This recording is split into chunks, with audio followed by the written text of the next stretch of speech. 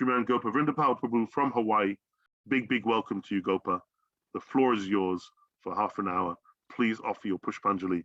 We're very happy to have you here in our little family. Thank you, of course, for such a warm welcome. I'll start with Srila Prabhupada Bhaktivedanta Swami Maharaj gave me something very special. So naturally, most of us will start off with some pranams. Om Jnana Timirandasya Gyananjana Shalakaya Chakshur Unmilitang Yena Tasmai Shri Gurave Namaha. Kikore Bhujabo Kata Barosei Chahi Kudra Omi Dino Hino Kono Shakti Nahi. Mukkakavita yan sabar smarane pangu girilange ando deke taragone. Shri Krishna Chaitanya Prabhu Nityananda Shri Advaita Gadadhar Shivas Adi Gaur Bhakta Vrindam. Jayatang Sarato Pangor Mama Mandama Tergati Matsarvascha Padambojo Radha Madana Mohano. Hare Krishna, Krishna Krishna, Hare Hare, Hare Rama, Rama Rama, Hare Hare. So, in a conversation with Srila Prabhupada Bhaktivedanta Swami Maharaj, he told me personally, my question to him was, what should be the attitude and what should be the topics plural, in glorifying Guru? And he really capsulized it in one word, at least at the moment, and it was a strange response that I'm still trying to understand to this day. But he said it should be scientific. Okay, like I said, I'm working on that. What did he mean when he said that? And I'll just offer that he meant it should at least include some clear perception of Guru Tattva. So I'll try to do that here today and be somewhat scientific in my presentation. Of course, I would think most of these discussions usually wax and wane into wonderful sentiment and memories, which also keep us alive. So maybe a smattering of all the above will be appropriate. I think what you are celebrating here in this gathering is the Avirbhav of both Sripad Bhaktivedanta Narayan Maharaj, Srila Gurudeva, and our Srila Prabhupada Bhaktivedanta Swami Maharaj. Gurudev's centennial and Srila Prabhupada's 125th anniversary of his birth. Srila Prabhupada many times referred to it's a phrase, it's a story actually, that comes, you'll find it in Jiva Goswami's Bhakti Sandarbha, although I'm sure he got the story and the verse from previous Shastra. He says there, Rajputra Chiranjiva Muni Putra Kamajiva. Sadhu Bir Jiva Vamaro Vyada Majiva Mahamara. This and its story, backstory, mean that Rajputra Chiranjiva, a great sage, is talking to various people, and to the son of a king, to a prince, he says, Chiranjiva, you should live forever, because you've got a good situation here as we speak today. And the longer you can prolong it, the better, because God only knows what's going to happen after your life of sense gratification. So try and live forever. Do your best, at least. Then he says, Muni Putra Kamajiva. This means the son of a Muni, i.e. a brahmachari. And as a brahmachari, Majiva, you shouldn't live at all. Why? Because you're prepared now with your renounced Krishna conscious brahmachari attitude, you're ready for your spiritual destiny. So go there today. Ma jiva, don't live at all. And sadur jiva mavaro. That means that to a sadhu, he said, jiva va maro. You can live or you can die. Do either one of those things. No harm. Because you live, your life is wonderful as a sadhu, as a devotee, and you pass on, your life is wonderful as a devotee. And finally, he says, Vyada, ma jiva ma va mara. This means that ma jiva means don't live, and ma mara means don't die. Who's he speaking to now? He's speaking to a Vyada. Vyada means a hunter or a butcher. And he says to the hunter or butcher, your life is bloody no matter how you look at it. You're going to have a hard time living today in your bloodbath, and you're going to have a hard time living in the future in your hellish destiny. So same sadhu giving completely different instructions to all these different people. And the point here, when Srila Prabhupada would bring this kind of stuff up, he was saying that this appearance and disappearance for a sadhu, jiva, va, maro, his being born and his passing and leaving us is all the same thing. As a matter of fact, in one sense, the passing is even more wonderful. Why? Because it throws us into dependence on his vani. We might have been happy with Srila Gurudev's, Srila Prabhupada's, any acharya. Their followers are happy with a pat on the head. Their followers are happy with a look, a glance of love. But more important is their vani, because that instruction that we get from them will last multiple lifetimes. That's not, pat on the head is a few second affair. You might remember it forever, but their instructions to us are what bore deeply into our hearts and take us into our future spiritual destiny. So Prabhupada cast a very large net over the planet.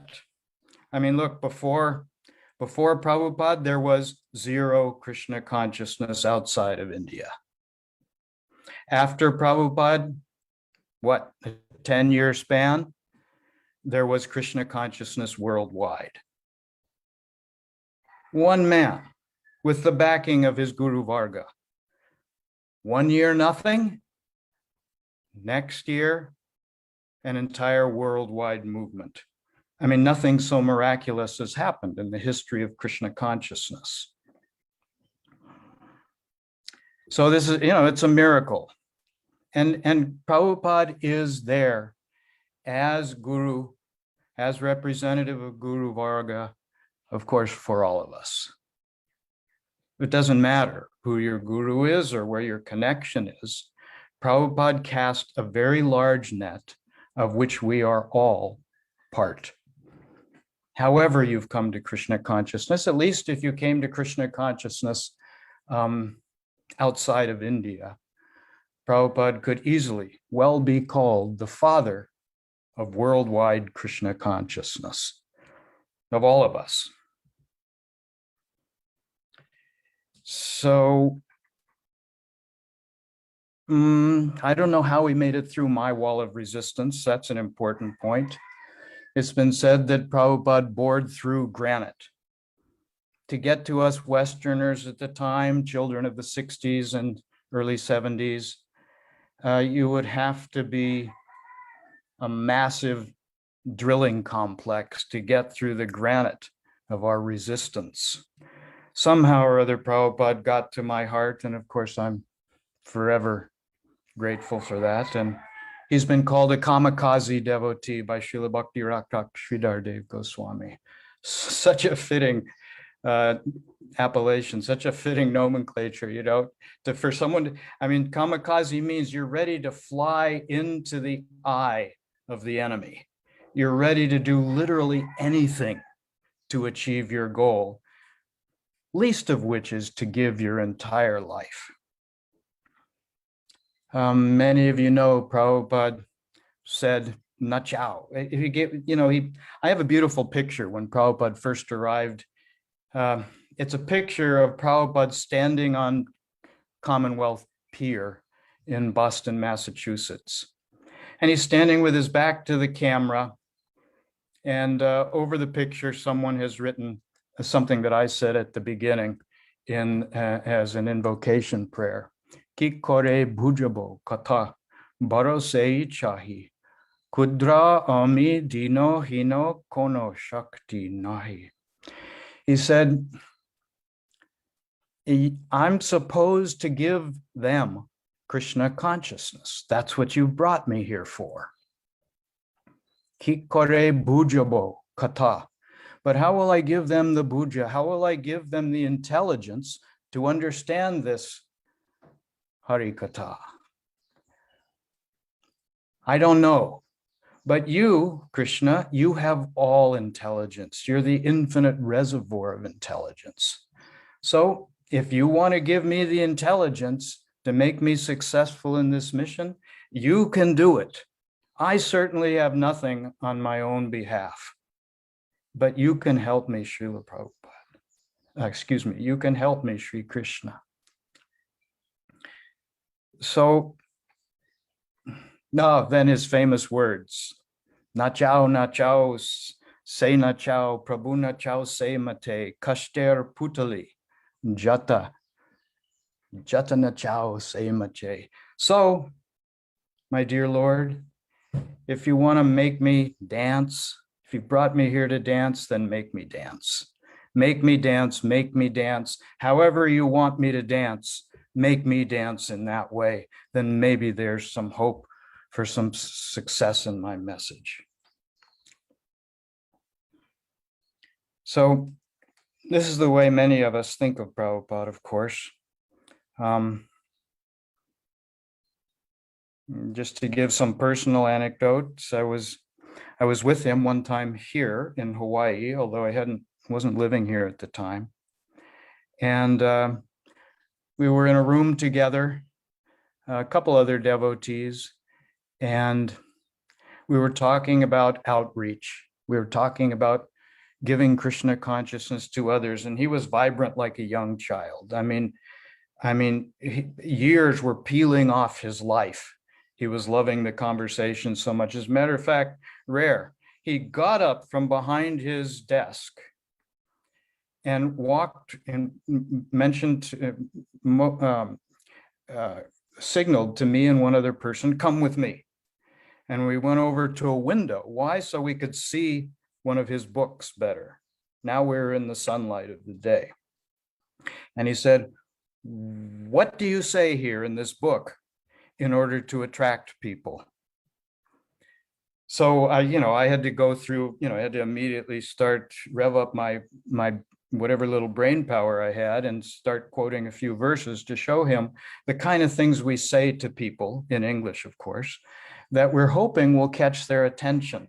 And again, Prabhupada was vibrant, young, standing up straight, very youthful, and inspired by the entire conversation. We went back and sat down, and a temple president came up the stairs, paid their obeisances, and began to discuss local politics. Actually, it was politics between himself and his hierarchical leader in the governing board of the institution. And Prabhupada immediately sank down behind his desk. He immediately gained decades on his life, added years to his life. You could see the tears in his eyes and the frustration in this change of mood, change of conversation. And the first words out of his mouth were, I am an old man. Please spare me these worries. Take care of these things without me. so that I can preach this mission. So this is a good dichotomy to show the difference in Prabhupada's moods when speaking about his favorite topic, how to outreach, how to care for people, how to inspire people, how to bring more people into Krishna consciousness and change their lives for the better, and how to manage, how to solve individual problems, and how to deal with freaking politics. He was a 180-degree different person in two back-to-back discussions. I think this is a great anecdote to show Prabhupada and who he was. And maybe just for humor's sake, I'll throw in something else. This is one of the funniest things I've ever heard, regardless of the comedy venue, regardless of the time, regardless of the comedian. Prabhupada was also a comedian. He had a very light and wonderful, joking side. And he said, I had told him that there were rumors that the people who were on these international space flights and who were, being shot up into orbit and into space at the time, supposedly they were drinking their own urine as recycled water in order to stay alive, in the days or weeks that they were up beyond the terrestrial atmosphere. So Prabhupada laughed at that, of course, and he said, it gave me this coy little look, tilted his head, smiled, and said, and what will they eat? Oh my God. So this gives you a sort of a capsule picture, how serious Prabhupada was and what his priorities were, and how jovial and joking he could be, practically, in the same breath. So me, I'm a very selfish person. I have to admit, I'm always seeking inspiration in Krishna consciousness. And, but I guess you could say there's some justification for that. We all know, we've all heard Kriti Sadhya Bhavat Sadhya Bhavasa Sadhana Bida Nitya Siddhasya Bhavasya Prakatyam Hridi Sadhyata. It means that if you're going to do sadhan, there's really only one way to do it. According to Srila Rupa Goswami, in the second chapter, as soon as he's done talking about general bhakti as a huge topic, then he whittles it down to sadhan bhav and prem bhakti, three types of bhakti available to strive for. And he begins by talking about sadhan. Sadhan bhakti means that bhakti which is sadhya bhav, in which you're trying with your present senses in this present world to reach for something. That's why we're doing sadhan, to express a desire, to reach for something wonderful. And what are we trying to reach for? We're trying to reach for sadhya bhav. That bhav, those moods, those emotions that are nitya siddhasya, they're eternally within us. And this practice of sadhan will bring them out. So sadhan has to be in relationship with sadhya, in this case, bhav. Trying for bhav is the definition of sadhan. And keeping that in mind keeps us focused in our sadhan. Or most of you have heard the verse, Krishna Bhakti Rasa Bhavitamati. I think Ramananda Roy goes on to say, Tatra lolyam apimulyam ekalam. Prabhupada, of course, used this phrase, Krishna Bhakti Ras, because he knew this is what everyone wants. Everyone wants Krishna Bhakti Ras, whether they know it or admit it or not. But then he qualifies. How can you get that thing that your heart wants so badly? Only by tatra lolyam apimulyam ekalam. Only by wanting it. Only by specifying, this is what I want, this is what I'll aim all my faculties for. then a focused desire like that is what Krishna responds to. You'll all remember Srila Bhaktivinoda Thakur's famous, delightful, immortal words, "Kabe kabe bolo se dinamar." It means that when will that happen? When will that Krishna Bhakti Ras? When will that Sadhya Bhav? When will that happen to me? Even me, little me, can I possibly get a taste of that? So that's his question. When will I get that? That's what I want more than anything. I'm not shy about it. I want that. And as if Krishna says, yeah, okay, what is it specifically you want here? And Bhaktivinoda Thakur is not shy. He says, Korite Shri Krishna Nama Ucharan Pulakita Deho Gadgadavachan Vaivarnya Vepatu Kabe Sangatan Nirantara Netre Babe Ashrudar. I want Ucharan, I want hairs to stand, I want goosebumps, I want my body to change colors, I want Nirantara Netre, I want tears to fall from my eyes 24/7. I know what I want, and I'm making it very clear. I'm very focused in my sadhya. So my point is, I consider myself a very selfish person. I always want to be inspired in Krishna consciousness. And our acharyas have given us what it is that we should want, what it is that will inspire us in return. If we can focus our desire in such a way, the response that, after all, that's what Radha and Krishna want to give us more than anything else. But in that sort of selfish attitude, which I harbor, I admit it, back in the 1970s, I had heard about Srila Narayan Maharaj.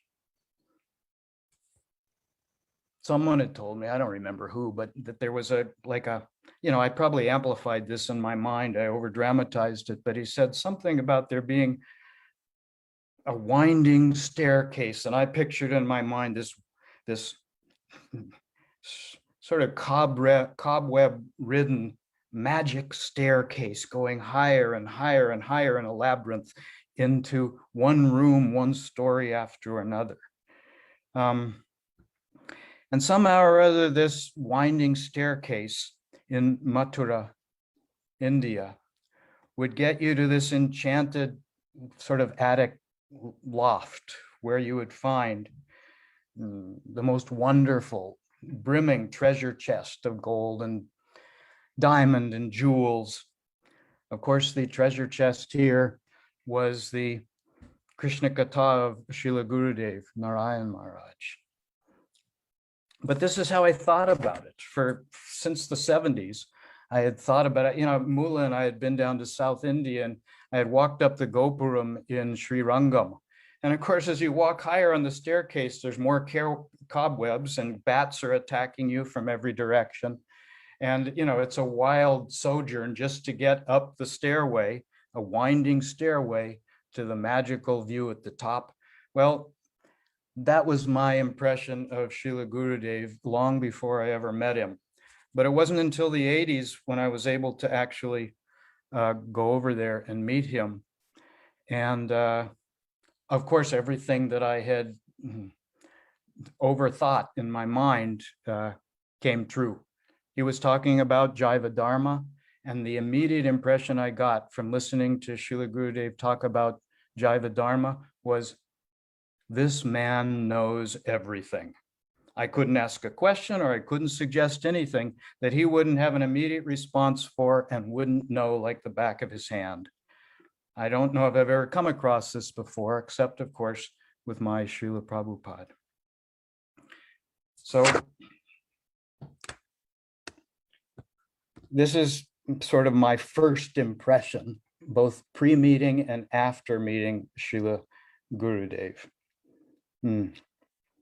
And some people asked me during that time, hey, isn't Prabhupada enough? Why do you have to go elsewhere? And yes, Prabhupada was enough, everything. But I'm not enough. I want more inspiration. I want to do better in my bhakti. I want to increase my bhakti. So always looking to increase my seva, I need any help I can get. Don't we all make a vow? Anukuyasya sankalpa, pratikuyasya varjanam. I want whatever is anukul, whatever is helpful for my bhakti, I want that more than anything else. What will inspire me is what I want. So yes, Prabhupada's good enough. But if someone will help me in my love and devotion for Srila Prabhupada and for the goals of bhakti that our acharyas have set in front of us, then why don't we take the help of anyone and everyone? Anything that is anukul for our bhakti is vital. And we should grab, Srila Sridhar Maharaj used to say that wherever the divine current descends, you should immediately go there. Beggars can't be choosy. When it comes to the divine current, Krishna Prem, wherever it seems to be descending, cast everything else off and run there like a bullet.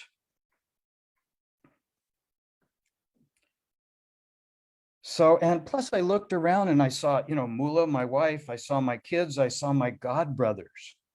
Now, many of you who were there at the time, you'll know how Gurudev was inspiring to all god brothers, many of whom hadn't chanted around in years, hadn't offered their food or chanted Gayatri, and were struggling. And Gurudev, one meeting and they'd be back on board, back on ship. His Sangha was magical, and he proved it in the impact that it had worldwide. Srila Bhaktivinoda Thakur says, Siksha Guru Vrinda, Kripa Koryo Par. Sadhane Shikkan Sadhaner Angasar. That means that Siksha Guru is so wonderful because Siksha Guru takes the time to walk us through the details. Sadhane Shikshan Sadhaka. How to do sadhan, what we're aiming for in our sadhan. He takes us by the hand and guides us step by step. Siksha Guru is wonderful. So to whom much is given, much is expected. I guess that's the bottom line. We've been given Jaiva Dharma, the very nature of who we are. I mean, how does that feel? Your actual nature is now in your grasp because of Guru, because of Sadhu Sangha. We've been given our Jaiva Dharma. We've been given Anandam Buddhi Vardhanam Pratipadam Purnam Ritasvaranam. The very thing that we've wanted at every step of our lives, not just this life, not just as a child with all of our wild dreams, not just now and with a little more maturity, but in past lives as well. What have we always wanted? We've wanted Anandam Buddhi Vardhanam. We've wanted that ocean of nectar that Krishna consciousness supplies. We've wanted Prem, Sukha Bhog, Mukhya, Prayojan, Hai. We've wanted to know the goal of life, the Prayojan of life. What is that? And Srila Prabhupada, Gurudev have been due stewards of these things. Mukhya Prayojan, the highest possible Prayojan. They've given this to us, even the serving mood for Srimati Radharani and her serving group. The potential for that they've given us. So now maybe to end, I'll just say very quickly the story of Kapila Dev's mother. Devahuti is very wonderful in this regard because she had her husband, Kardama Muni. But she complained when Kardama Muni left that I've served you now for who knows how many years. I mean, her body went frail and she lost, her face went gaunt, her hair went gray, all in service to her husband, Guru. So after she was given a child, he began to leave. And she said, I've served you, but I really need more. And so many times we do that too. We spin our wheels. We think, I'm serving, I'm serving, I'm serving. But her husband told her at that point, hey, she actually admitted, I've served you for so long, but I haven't gotten any sambandha gyan, any knowledge of what's what in life. All I've done is serve mindlessly. So it's a wonderful story because Srila Kampila Dev says to her in his response, Satam prasangan mamavirya samvido vadanti hritkarana rasanaya nakata taj joshanat ashwa pavarga vartmani shraddha ratir bhaktir anukrameshyati. And this means that if you do bhakti in the sangha of great devotees, like we're talking about here today, then you will get results. This should not be an external thing, like, putting things on auto bounce mode when there's a festival and I go and bounce off the walls and look good.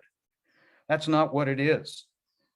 This is, where is the eternal fire for ruchi, asakti, bhav, and prem?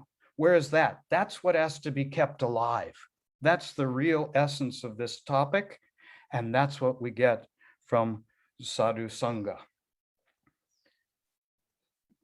So I'll stop there. I think that's timely. And I hope that was okay and sort of expressed some of my thoughts about both Srila Prabhupada and Srila Gurudeva Bhaktivedanta Narayan Maharaj. That was really beautiful, Gopa. Thank you so much.